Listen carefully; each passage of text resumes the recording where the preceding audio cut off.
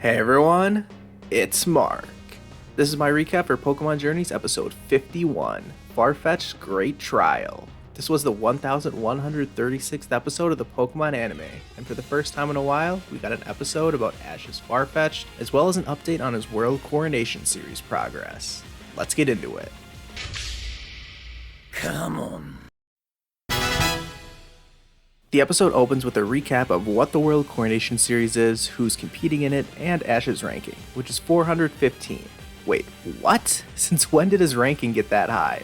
I'll talk more about this in the review section after the episode highlights, but wow, that jump came pretty much out of nowhere. Over at the Cerise Park, all of Ash's Pokemon are training for the World Coronation Series. Well, except his Farfetch'd, who is sitting all by its lonesome. How sad. Oh yeah, and Dracovish. Literally no mention of that thing in this episode. It's almost like last week didn't even happen. But for some reason, Farfetch'd decides that it's had enough of sitting on the sidelines, and it announces that it's ready for action by slamming Ash with his Leek. Go comes over and says that there's a Geodude outbreak over at Rock Tunnel, and Ash says that that'll be a great place for Farfetch'd to train. When they get to the entrance to Rock Tunnel, there's no Geodude anywhere. Wow, some outbreak that turned out to be. Farfetch'd starts swinging his Leek around at basically everything, and he crushes a pile of rocks to reveal one Geodude, which Go obviously catches. For a lot of this episode, Farfetch'd seemed to be acting on its own accord. I wouldn't even say Ash was actually training it so much as Farfetch'd was just testing the power of his Leek by swinging it at everything. Ash claims that it's trying to be a Leek Master, whatever that means, but I'm not really sure if Ash was ever on the same page as his Farfetch'd in this episode. Anyway, here comes this guy, whose name is Genba, and his partner is a powerful looking Girder. He's in the World Coronation Series too, so he challenges Ash to a battle. This is just a little thing, but it did annoy me during this episode. Now Ash just is going to conveniently run into only trainers that are in the same class as him. I feel like the higher up in the ranking someone is, they should be a little more special than just a complete random passerby who happens to find Ash. Again, a small detail, but it did kind of frustrate me. So here we go, it's a 1v1 ranked battle between Ash and Farfetch'd and Genba and Girder. I'm not going to break this battle down beat by beat, but overall it was a pretty even clash between two fighting types who, in my opinion, neither of them had very good movesets. A clash between Night Slash and High Horsepower was not what I expected, and Ash countered Focus Blast by using Fury Cutter.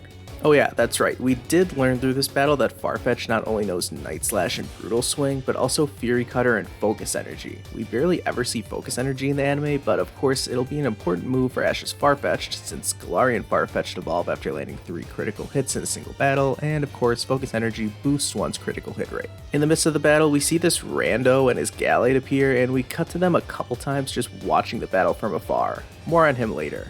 The battle reaches its climax after a few minutes with both Pokemon exchanging Brutal Swing attacks, and we get a tense showdown between Girder's Steel Beam pushing back against Farfetch'd's Leek. Genba lets out a great "Nani" when Farfetch'd wins out, breaking Girder's beam in half. Wow, never saw that before. Needless to say, that was the finishing move of the battle, and Ash's rank goes up to 381 after his victory. Out of pretty much nowhere, Ash is now suddenly very close to reaching the Ultra class. Pretty much right after the battle is over, Farfetch'd storms off, again showing that it was kind of acting on its own accord this entire episode. It did listen to Ash's commands during their battle, but also at times it just charged in on its own, but Ash just kind of ran with it. We say goodbye to Genba, who, for what it's worth, was a pretty good character of the day. Fun personality, good World Coronation Series battle, and it was pretty funny when he gave Girder his pickaxe to make up for its steel beam getting broken. Then, a wild Gallade appears. Okay, no, it's actually the guy from before, whose name is Rinto. He has this calm, yet kind of off-putting demeanor about him, and he just matter-of-factly states that Farfetch'd is strong, but inadequate. That's how you know this guy is fancy. He uses words like inadequate to describe something. This, of course, leads to a battle, but not a World Coronation Series battle. That's a good thing for Ash, since he gets absolutely wrecked in this. He and Farfetch'd are both a little insulted by this guy, so they just charge in and spam attacks, which Gallade dodges with the utmost grace. Rinto even finishes the battle by dodging a Brutal Swing attack and landing just a single hit, False Swipe, before declaring victory. We know basically nothing about this guy, but you can tell pretty quickly that he knows his stuff. Ash and Farfetch'd are humbled, and Rinto says that he'd like to battle them again once they can actually fight together in unison, and thank you for pointing that out, since it felt like even though Farfetch'd was putting in work this episode, he and Ash just weren't on the same page. The episode wraps up back at the Cerise Park, where Ash and Pikachu are now holding Leeks themselves to show that they're going to work hard together with Farfetch'd in order to battle more in unison, and become Leek Masters. KAMON?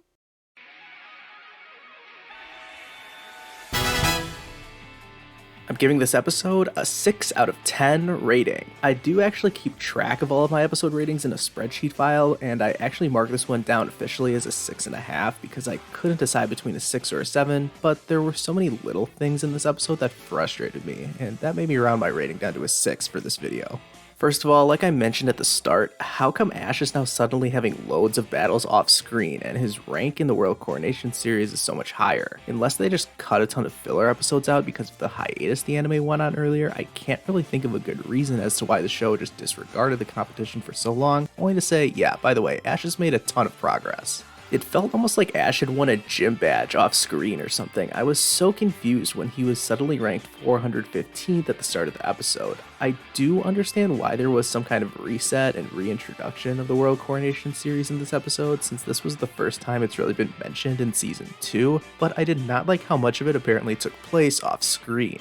I feel like it's such an easy remedy to this problem too. Take this episode for instance. It started with a pretty meaningless segment at the Cerise Park before they went to some random location. That's also been the start and end to like half the episodes of Pokémon Journeys. Back in the day, they would start or end a lot of episodes of the anime with Ash just randomly in the middle of a battle with someone. Say, for example, this episode opened with Ash and Farfetch'd in the middle of a ranked battle at Rock Tunnel.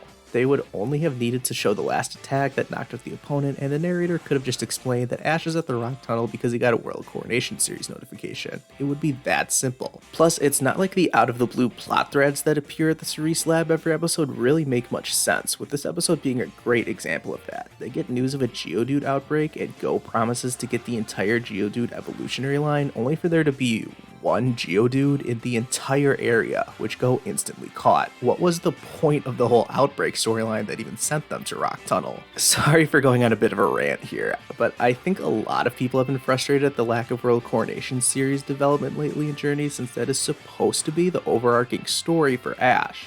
We don't need to see every battle he has in full, but like I said, just mention it every couple episodes that, oh yeah, Ash won this battle and his rank is slowly raising, instead of just randomly skipping through half of the grade class. My next point of contention with this episode was that it just kind of pretended like the previous episode never even happened. There was no mention and no sighting of Ash's Dracovish, and what happened to Chloe and Eevee? I thought they were traveling with Ash and Go now. I can only imagine this was the scene when the three of them were traveling back from Galar.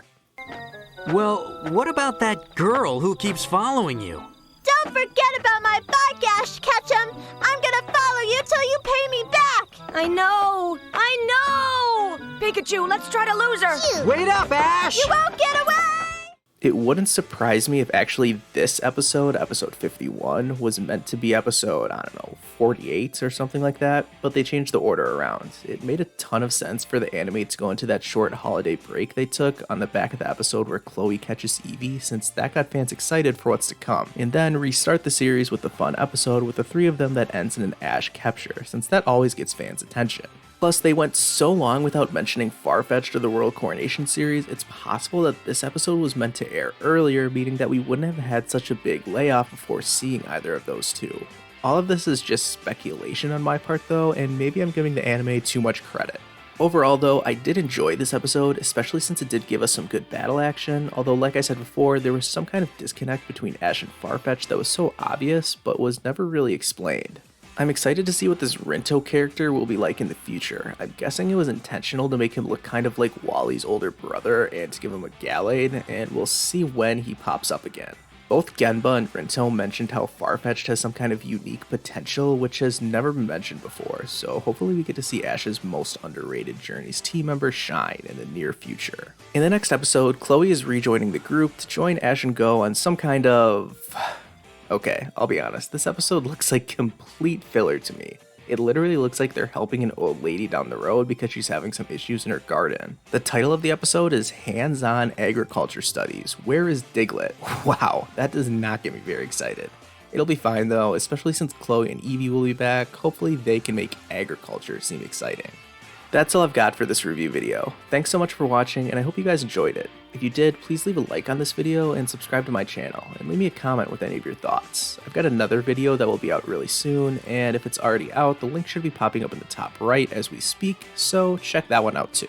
I've been experimenting with different kinds of videos lately, and I haven't put out a top 10 in a while, so I wanted to try this one. It's a bit of an obscure ranking, but I think you guys will like it. Anyways, thanks as always for watching, and I'll see you guys next time.